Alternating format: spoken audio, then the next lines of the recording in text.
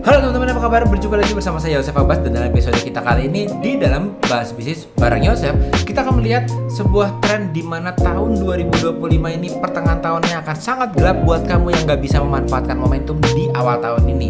Jadi setiap tahun itu punya karakter yang berbeda-beda. Dan dalam episode kita kali ini, kita akan melihat tahun 2025 ini seperti apa karakter dari sisi penjualnya ya, bukan dari sisi SEO-nya ya. Kalau SEO mungkin tahun ini adalah SEO ular gitu ya. Saya sendiri juga memperhatikan tuh ya gitu-gitu. Tapi nggak lebih penting dibandingkan dengan membaca tren buat penjual, di mana sekarang ini ada tren yang sedang terjadi, yaitu pergeseran tanggal-tanggal penting itu justru semuanya di awal tahun. Kalau kita bayangkan di awal tahun saja kita sudah melihat ada beberapa tren yang membuat daya belinya justru customer kita ini akan tendensinya ini naik di awal tahun. Karena sebagian besar dari kita biasanya mempersiapkan untuk planning di awal tahun untuk 1 tahun selama 2025. Tapi agak beda nih dengan tahun ini. Jangan terlalu lama melakukan planning karena di awal tahun kita sudah ada beberapa hal. Yang pertama adalah bonus tahunan karyawan yang cair ya, di setiap tahun kurang lebih sama. Namun yang berbeda adalah angpau Imlek yang adanya di awal tahun juga, serta juga tren yang Ramadannya ini juga ditumpuk juga di awal tahun, yaitu ada THR yang nantinya juga ada di awal tahun. Jadi kita bisa memiliki prediksi bahwa memang di bulan Januari, bulan Februari, hingga bulan Maret ini adalah bulan-bulan di mana justru kita sebagai seorang pemilik bisnis ini memanfaatkan momentum. Kalau kamu lihat pemain-pemain besar ya yang di marketplace, contohnya salah satunya adalah Shopee, justru dia tidak menunggu bulan Ramadan untuk berjualan. Di bulan-bulan Januari, Februari sudah banyak sekali program-program. Kalau kamu termasuk salah satu yang penjual Shopee atau bahkan yang sering membeli di Shopee, banyak sekali pembelian yang diakomodasi menggunakan promo Shopee Pay, betul ya? Dan ini pun terjadi mulai trennya di platform-platform lain seperti TikTok juga. Jadi mereka tahu bahwa ada bonus tahunan, THR, angpau Imlek yang momennya mungkin turunnya masih, kalau angpaunya di Februari dan THR-nya nanti masih di bulan Maret Ramadan. Namun berusaha untuk semuanya itu dibawa ke depan dengan menggunakan Shopee Pay. Jadi bisa bayar duluan ya menggunakan Shopee Pay, nanti dibayarnya ke Shopee Pay-nya masih nanti setelah udah dapat THR-nya. Nah, ini adalah situasi yang kita harus lihat dan kita harus cermati bahwa ternyata memang di tahun 2025 ini nanti yang terjadi adalah di awal tahun daya beli akan sangat meningkat karena beberapa hal tersebut. Nah, yang harus hati-hati justru bukan di awal tahun atau kuartal 1 ya. Per kuartal itu kan 3 bulan. Justru di kuartal 2 dan terutama kuartal 3 ini yang berbahaya buat kita. Karena justru di kuartal Q2, Q3 itu 2025 event besarnya sudah habis, sudah tidak ada, tinggal sisanya tanggal kembar campaign yang biasanya dilakukan oleh marketplace. Nah, kembali lagi nanti tahun 2025 akhir ini ada Q4-nya.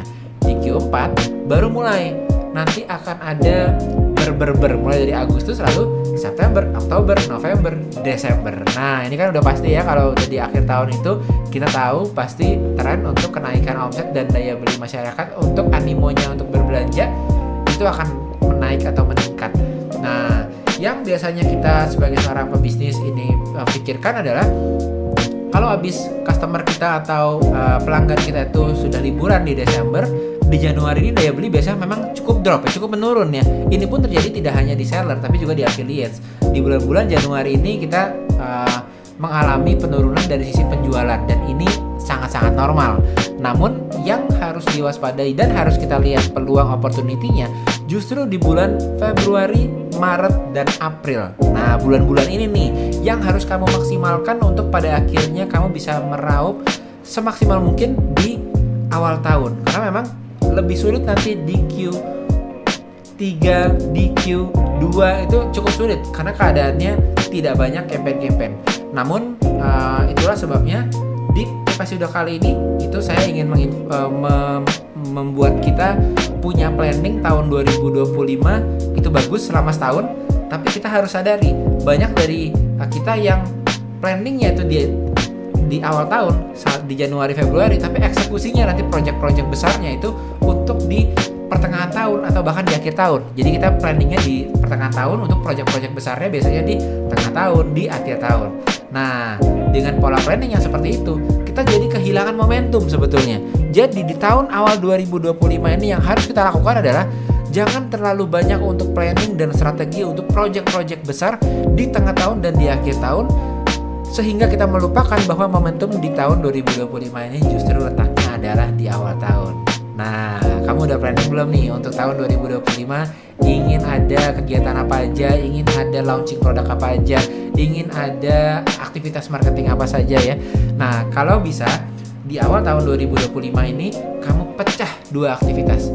Jadi aktivitas yang memikirkan project-project besar yang bisa membawa revenue dan omset yang lebih besar lagi ke brand kamu, ini tetap akan kita planning. Tapi nanti setelah fokusnya adalah di awal tahun ini kita planning dulu untuk tanda petik kalau saya bilang adalah quick win.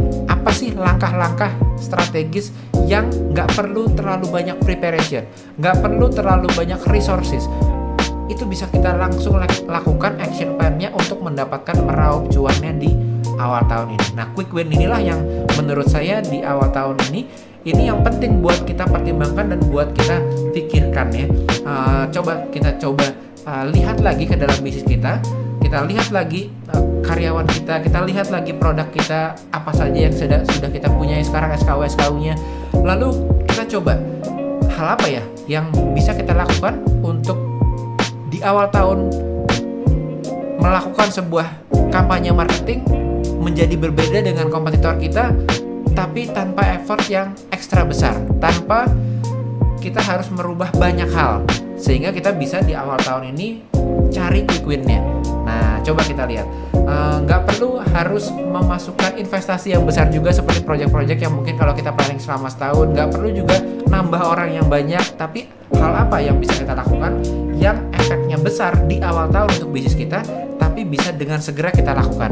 Nah, buat saya, goal untuk meraih quick win cepat di awal tahun inilah yang pertama-tama kita harus fokuskan.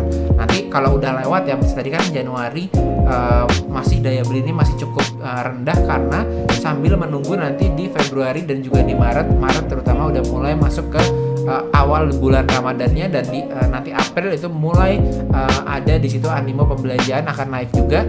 Nah, setelah bulan-bulan itu baru kita bisa mulai planning project besar untuk di Q2 dan di Q3. Q2, Q3 ini memang saat-saat dimana kita harus buat sesuatu, karena kita tidak bisa bergantung kepada campaign tanggal kembar aja ya. Misal, kalian biasanya kan ada kalau di marketplace itu ada payday, ada juga tanggal kembar. Jadi misalnya katakanlah 88, tapi ada payday-nya juga tanggal 25. Nah, kalau bisa itu di tengah-tengah antara tanggal kembar dan di payday-nya itu kita membuat sebuah campaign tapi kita sendiri. Campaign itu maksudnya kita membuat program promosi kita sendiri dalam bentuk diskon kah, bundling kah, atau program-program apapun, bisa juga bentuk dalam sisi marketing activation-nya yang pada akhirnya bisa membuat tanda petik kampanye marketing kita sendiri. Kenapa seperti itu?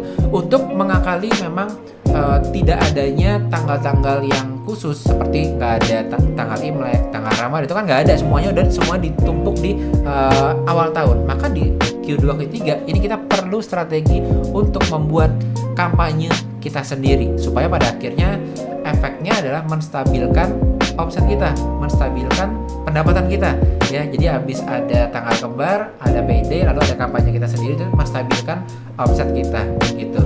Jadi semoga insight ini bisa berguna buat kamu yang mungkin biasanya sebagai seller, sebagai affiliate.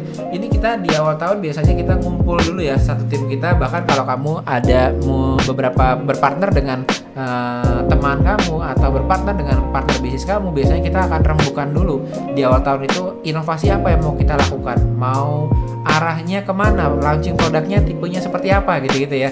Nah, jangan sampai karena tren khususnya di 2025 ini itu butuh quick win di awal tahun, jangan terlalu lama untuk pada akhirnya kita berpikir untuk project yang besar-besar di awal tahun, sehingga eksekusinya nanti baru bisa dilakukan di Q2 atau Q3 atau Q4 bahkan. Nah, fokus saat ini adalah kita berfokus untuk waspada di kuartal awal, yaitu di bulan Januari, Februari, Maret dan juga April. Semoga ini bisa berguna buat kamu. And don't forget to elevate your mindset and start your success journey today. Saya Yosef, sampai jumpa di episode lainnya. Dadah!